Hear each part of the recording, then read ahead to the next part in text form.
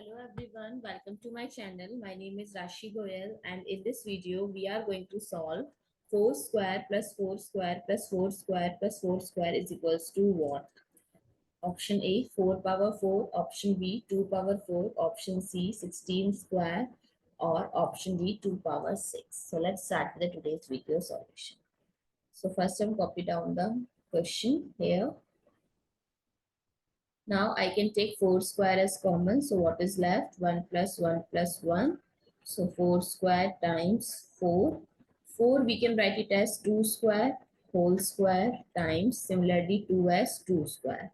Now according to exponent rule x power m power n we can write it as x power mn.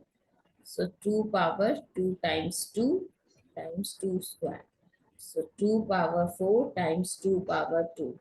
Now another exponent rule, that is x power m times x power n. We can write it as x power m plus n. So 2 power 4 plus 2, which is equals to 2 power 6. So our final answer is option number D, that is 2 power 6.